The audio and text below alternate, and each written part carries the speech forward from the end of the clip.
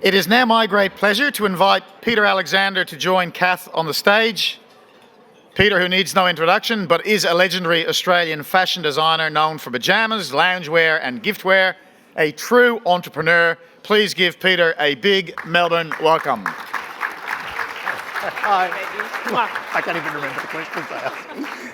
Hi, everyone. The microphone. Oh, I think the mic. Yeah, it's here. I think it's on. Can you guys hear me? Yes. Yep. At the back. Do I need to talk loud, or you can hear? All good. Okay. Hi. Well, first things first, your late bid, your auction item, silent auction item, a date with Peter Alexander. Yeah. I believe the starting price is $2,500, which is the standard price for a dream. Is that a little bit too low? I think it's a little too high, quite frankly. I'm very good in bed professionally. Personally, I've had very mixed reviews. But I'll do the best I can. This auction item is actually a $500 gift voucher, and I will meet you at a store that is convenient to both of us at a convenient time, and we will do Christmas shopping together. And if we hit it off, the fitting room's just around the corner. So I ask you to bid highly on that, and dreams come true, and that's what this is all about, trying to raise some money for somebody. So please bid on my gift voucher, otherwise it's going to be very embarrassing for me. Well, I'll have to put a fake bid in myself and just go home and, yeah. Anyway, your let's get back to it. Tony's here, Yes, isn't he? yes, he Tony, is. how do you feel about this date? Maybe you might have to bid. Please take it. So please scan the QR code if you'd like that little date and fitting room date Yes. with Peter. And remember, Christmas is around the corner. I'll sign anything, I'll do anything. Just let's get it up to $2,500. You're a good man. $2,500 and we'll make a dream come true. Yeah. More to you and your story, Pete. Yes. So is it true, before Peter Alexander pyjamas, which we can all see in the room today, our wonderful volunteers are rocking your pyjamas. Everyone knows Peter Alexander pyjamas. I sleep in Peter Alexander pyjamas. Does everyone here know Peter Alexander? Put your hands up if you know Peter Alexander pyjamas. Everyone knows Peter Alexander Okay, pyjamas. hold on. Put your hands up if you actually have some Peter Alexander pyjamas. Put your hands up if anyone's actually slept with me personally. Oh, there's somebody at the back there. I think it's got a very foggy memory. Well, put your hands up if you ever had a Peter Alexander umbrella. Oh God, yes, that was Because a long time that was ago. your first little venture, It was. What happened to the brothers? It didn't. I didn't know what I was going to do. Look, basically, I was terrible at school. I had a learning disability. I was dyslexic, and in those days, it was just called stupid. It was in the 60s, and I was in. I remember at school, we weren't allowed to leave the class until we spelt Australia, and I just couldn't spell it. And the teacher used to just go, "Oh, you're an idiot," and just let me leave. I was always, every day, the last person to leave the class, and. I felt like an idiot because I was told I was an idiot, and there was I don't know how this umbrella story got here, but I'll just go with it. So I basically went through school thinking I was pretty idiotic until I found there was one school in Melbourne that had a remedial class. That's what they called it. And I went there, was Glamorgan in Toorak, and I had this one teacher who explained to me that I'm not an idiot, I've just got a different way of learning and a different way of expressing myself. And this one teacher, Mr. Davidson, gave me so much confidence that I just didn't fit the system. I didn't fit the schooling system at the time, and I had a terrible stutter, which you'll still hear. My writing was really bad. I couldn't spell. So he used to let me take my tests orally rather than handwritten after school. And he said, so you know the answers, you just can't get it on paper. And he never made me answer questions in school because I got so nervous and I got so stuttery. And so he really built my confidence up. And I realised that I just don't fit into the box that was there. And so getting back to the umbrellas, I did high school and I thought I'm never going to go to university. Has this cut out? Ooh. I'm never going to go to university because I hate studying. I'm not good at it. Again, knowing what I'm good at and what I'm not good at has sort of been the story of my success, I suppose. So I never went to university and I never went to fashion college. I never did any of that stuff. All I did was after school, to make some money, I became a hand model. It's true. I've got very good hands, and those who bid on the date with me will figure that out. And I also worked at a nightclub, but then I thought, what else? I wanted to do something else, and I decided I was going to get umbrellas and print funny things on them, like shitty Melbourne weather, raining cats and dogs, and I managed to figure out how to do this, and I started a brand called Storm Sticks. And I walked around to the stores in Melbourne and I sold them. And that was all very good for winter, but then I didn't know what the hell I was going to do for summer. So that's where Storm Sticks was 1986. So Storm Sticks Yes. never really took off. No, it didn't took off. It had a very short window. So you realise that they're only really applicable in winter. Correct. When does the pyjama idea come into your mind? Because at the time, what year this would have This been? 86, 87. So pyjamas similar to activewear, they weren't very No, popular, they were quite daggy. pajamas were a no man's land. According to department stores, which was really the only place you could buy pajamas, there are only two types of ladies. Before I tell this story, is there anyone here under 25 who's going to get triggered, get upset, get traumatised if I say any rude words here? You're all over 25 and can handle things, life well? Good, No. okay. So, sorry, I work in a very young industry. They're very sensitive these days. Anyway, so I went to this department store and I thought, okay, they're catering to two types of young women here. They're catering to Little House on the Prairie, virginal, neck to knee, white nighties, or they're catering to whores. There was like lacy, and no offence to any whores out there. They're very, very lacy, sexy, like, you know, and I was like, all my friends have slept with one or two people. They don't fit in the virgin or the whore category. So I said, what did they sleep, like, what pajamas do they wear? So they told me that they slept in men's flannel pajamas, and that's what they felt comfortable in. So the great idea was to make man-style pajamas, but in ladies' colours and fabrications. So that was my brilliant marketing idea. So at the time, you're early 20s? Yes. And how did you actually get started? Because I think we've all had one of those moments in our lives where we thought, oh, I would have come up with Uber or Spotify. That's so easy to think of. Where did you actually get started with this pajama idea? Well, I tell this story sometimes to people at school, and I have this thing, I say to them, a long time ago there was a magical book, even before Harry Potter's magical book, there was a magical book called The Yellow Pages. And that used to have everything in it. If you wanted to find out how to make pajamas, you basically looked up sleepwear, and there was sleepwear manufacturing, sleepwear fabrics, and that's basically what I did. I had no fashion skills. I couldn't cut a pattern. I couldn't do anything. So I looked up pattern making. I looked up fabric wholesalers. I looked up a factory, and I got all my knowledge from this magical Yellow Pages. So that's how I sort of started. I had this idea and I chugged along. The good thing about starting a business when you're young, you don't actually understand the complexities of it. You just think you can do it, and you think you know everything, and you think, blind ambition. Yes. Yeah.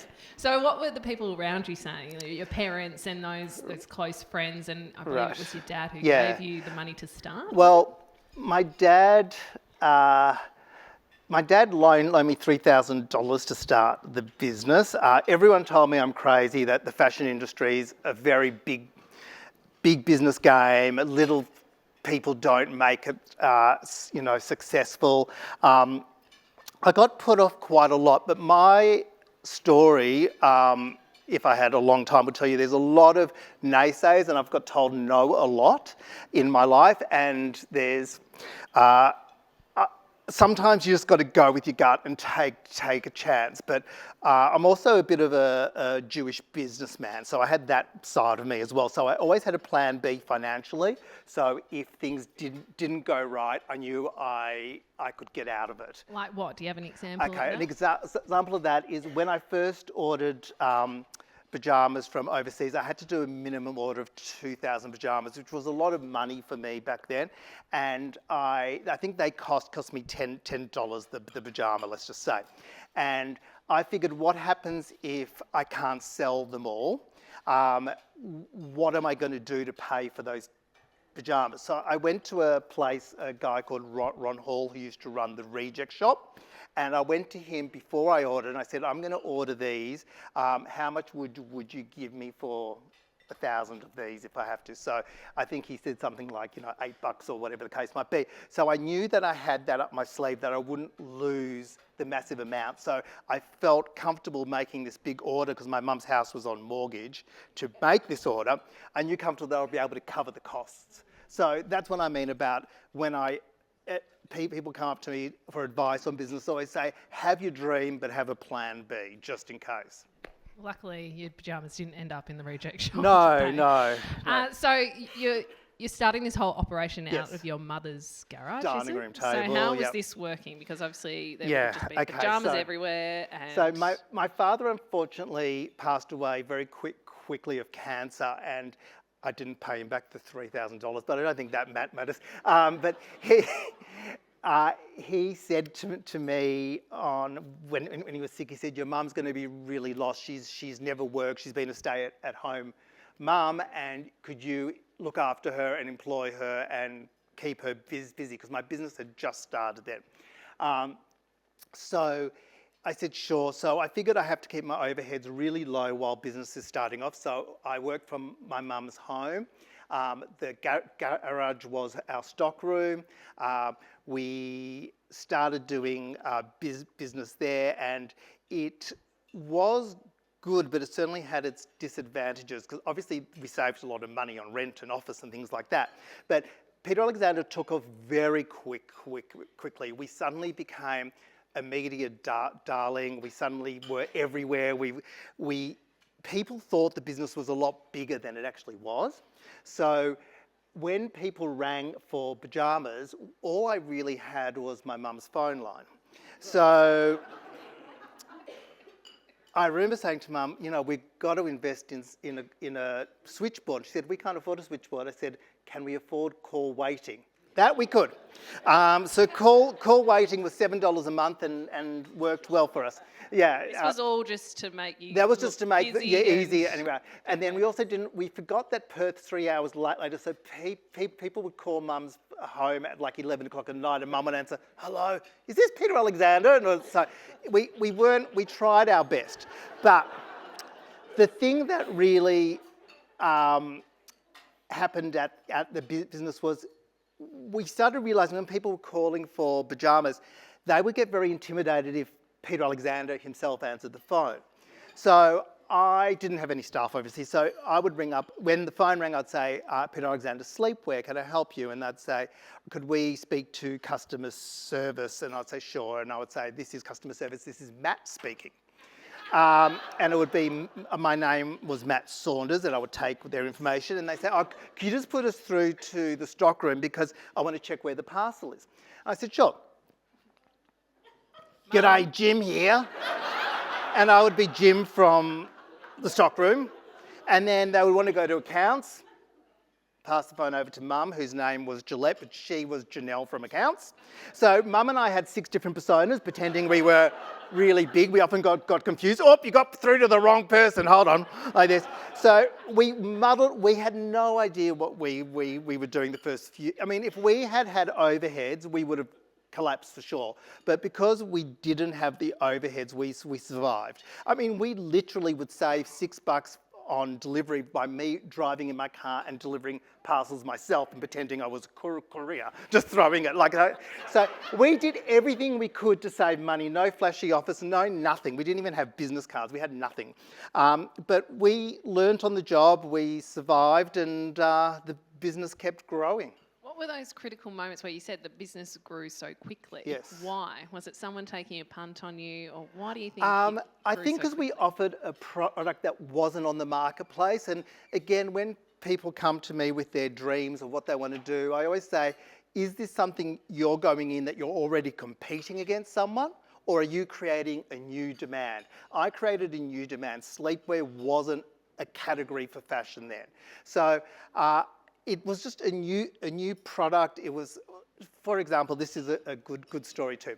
I went to David Jones for the very first time. I had an appointment with David Jones and Myers on the same day to show them my pyjamas. I had a suitcase. I think it was 14 samples. And I went to David Jones first, and I was all a bit nervous because they're the big guys. Anyway, in walks, I'm 23 at the time, in walks the buyer who is probably about in her mid-50s, but to me, she was 160. And when I was 20, I was like, oh my God, it's my grandmother. And I was like, she's not gonna, I'm dressed like an idiot Blitz kid because it's, 1980s and anyway, whatever.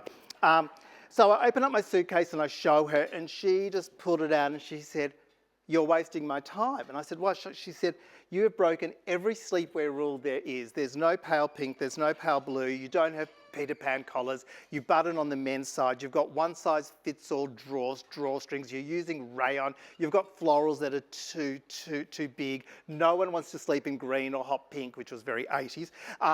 She said to me, you've got no hope, get out of my office. And she was quite abrupt and rude. And I was obviously very upset.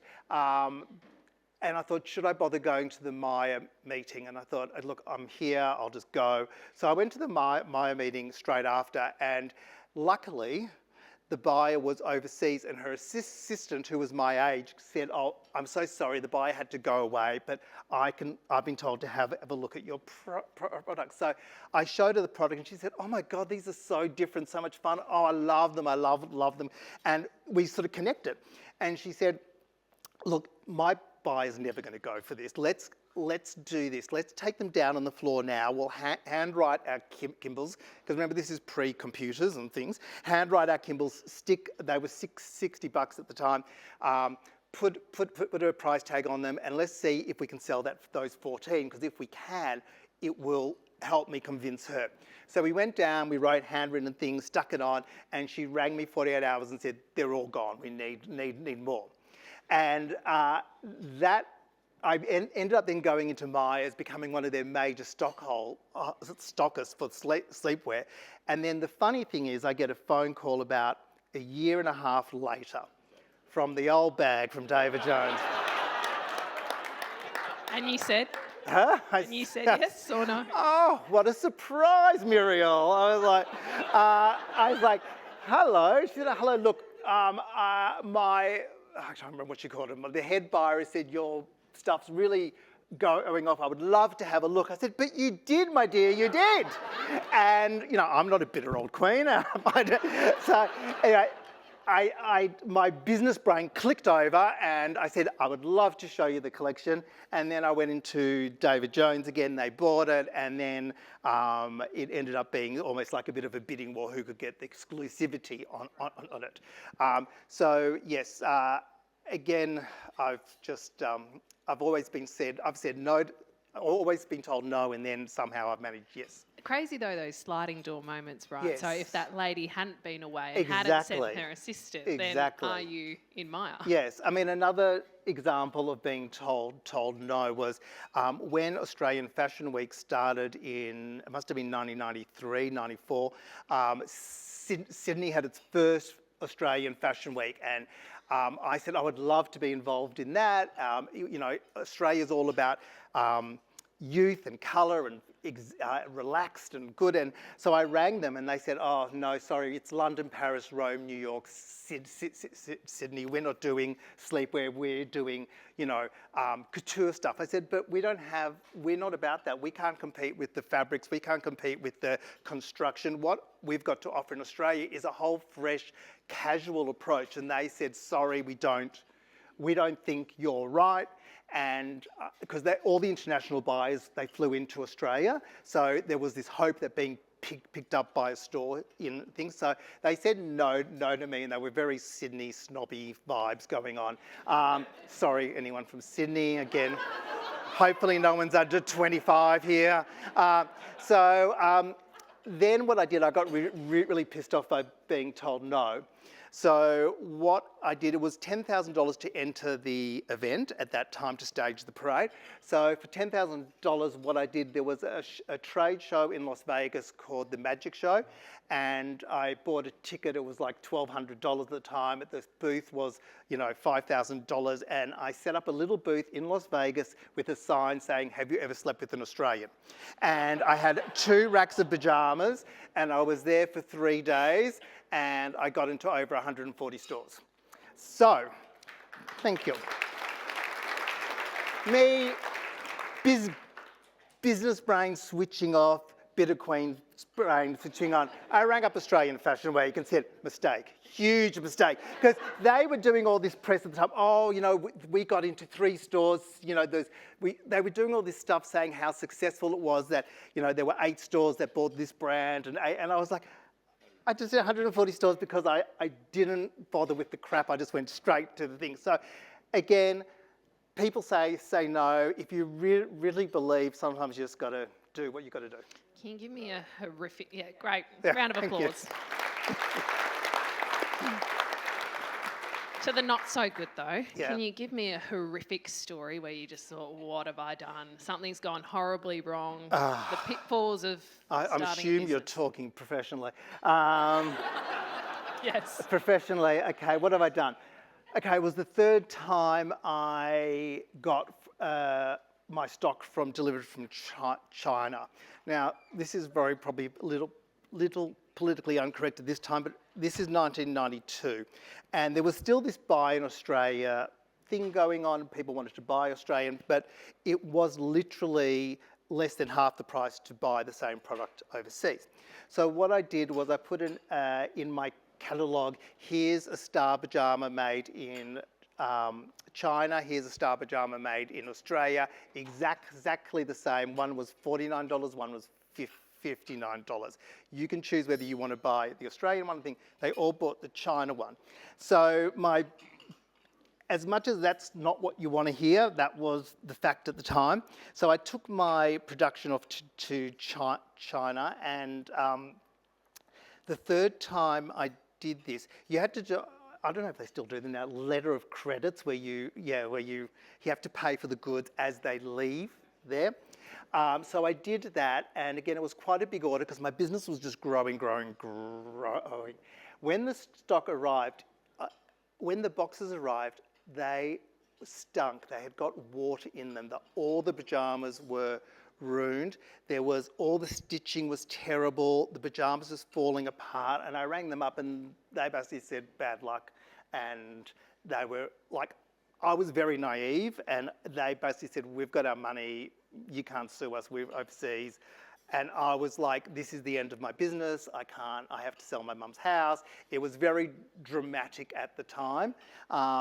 And we managed to, that led me to one big thought, that I've sort of given birth to this child, because I don't have children, so Peter Alexander I often refer to as my child. I'd gone through the labour, given birth to this child, weaned it lived through its terrible twos, but now it was a teenager and it just didn't need me, didn't want me, thought I was an idiot and wanted to grow up. And I realised I'm actually trying to keep this company a little child, and it's got the potential to be something that I'm not prepared to have the stress levels and the knowing how to be an arsehole to somehow survive in business. I didn't have that within me. I wasn't comfortable with making tough calls, with all that sort of stuff. So that's when I decided to sell the brand to the Just Group.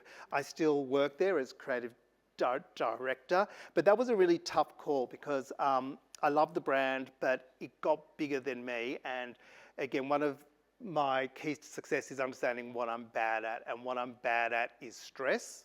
And running a big business is stressful. I hate everyone, so I'm not great with staff. I find staff really annoying. They're all great, and I'm sure they find me really annoying, but yeah, as you can see, I'm not the best CEO. And I'm sort of far too honest and politically incorrect to be a boss. So that's, that was the decision I made, and I work there. I do all the fun stuff. I do all the designs. I do all the creative marketing. I just don't do any of the production. I don't do any of the retail. I don't do any of the staffing. I sit in a little glass box and no one's allowed to come in.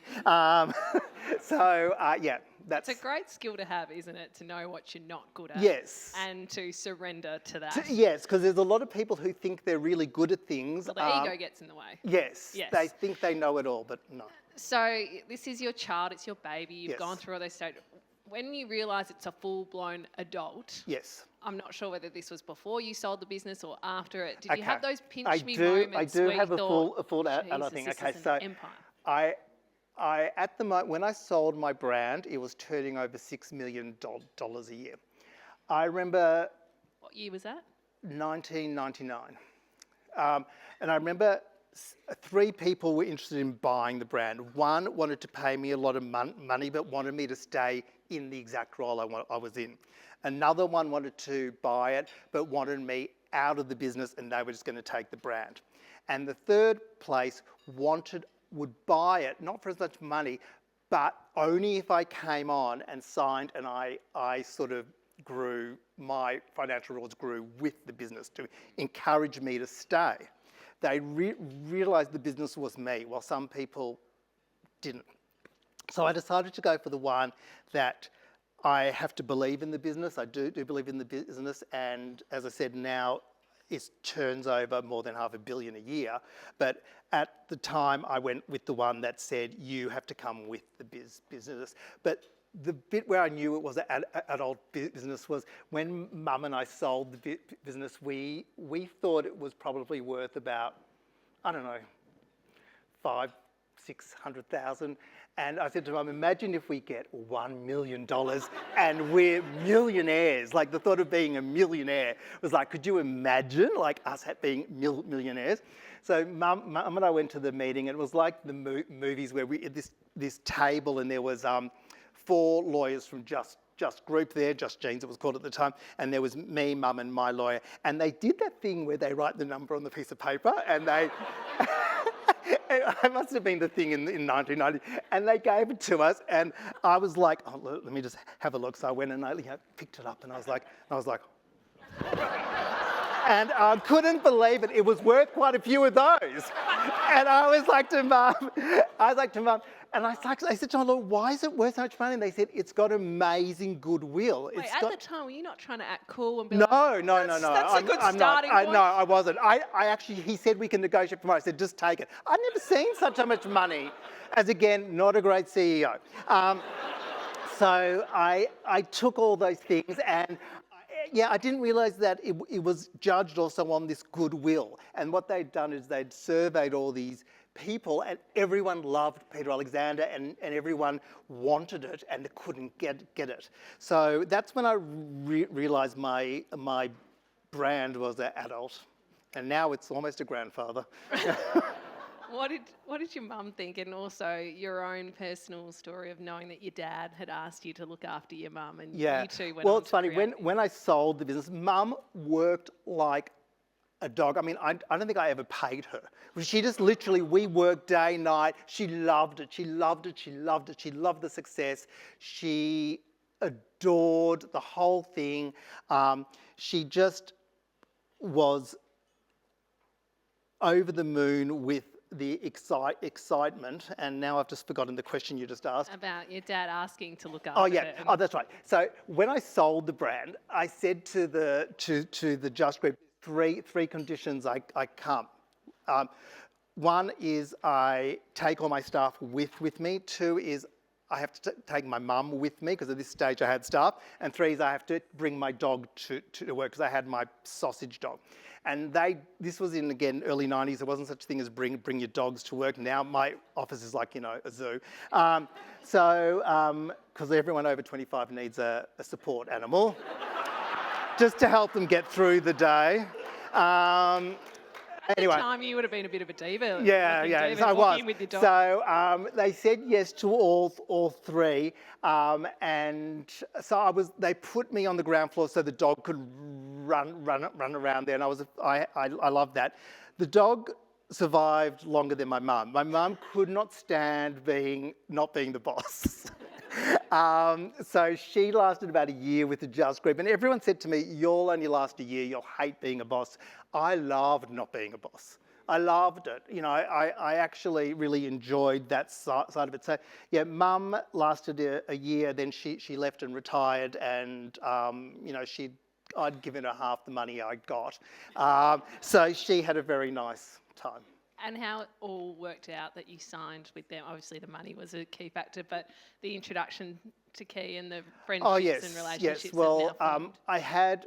They used to give me. I had probably like four or five people who ran Peter Alexander. Four of them were great. One of them I hated, and I won't mention names. And I actually went to Mr. Lee's house and resigned, and I said it's either this person or me. And anyway, he got rid of that person, thank God. But my favourite person who was looking after Peter Alexander was Y Tang. She loved the brand. She loved the excitement. We just clicked, and I always realised I wasn't selling a pair of pyjamas. I was selling a dream. I was selling a brand. And sometimes in those big corporations, they focus on just product, and they don't see the big picture. I've always been good at seeing Peter Alexander as emotion, in a sense. When you walk into the store, I always wanted to have great sense of intimacy, fun, textures, things, humour, the smells, which you all notice, which is a good plug. There's a candle on your table. You can bid for those, and I will come and personally sign it to whoever you want and give it for a Christmas present. So please bid for them, and if you bid over $100, I'll even put a little kiss on it for you. So we wanted the shop to smell nice.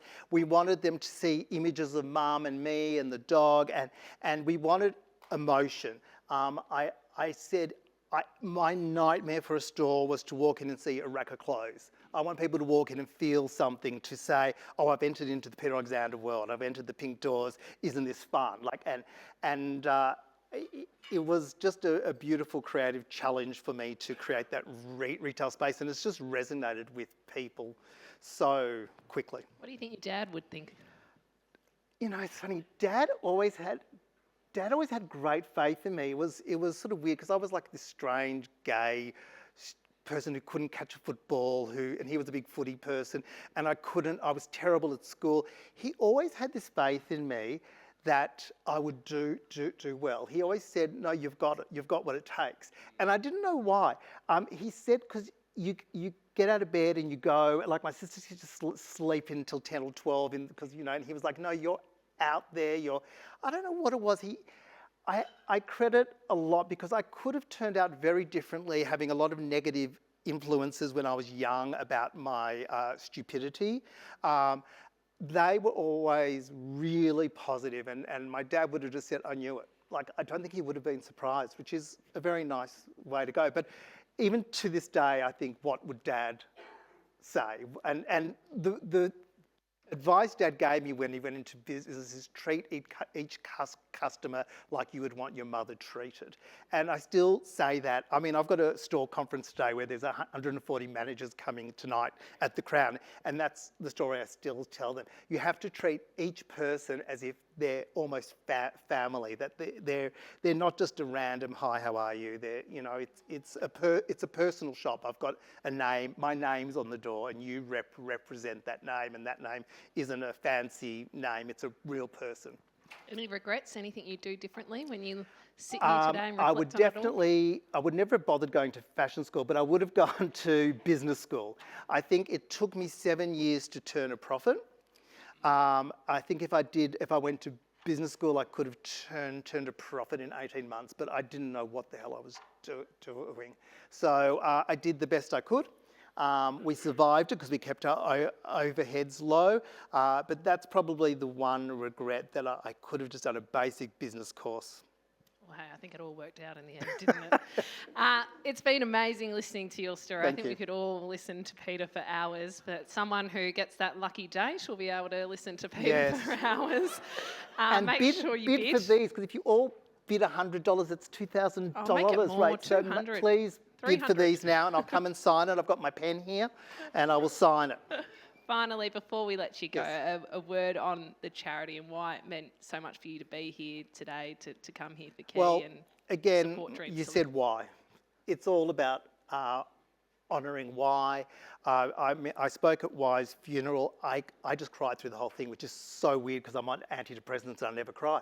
And I literally just cried through the whole thing. Y was such an influence on the business, on me, on how to be professional and nice. A lot of people I found aren't people person, but they're amazing businessmen. She was an amazing businesswoman with a heart of gold, and I'm just privileged to have met her.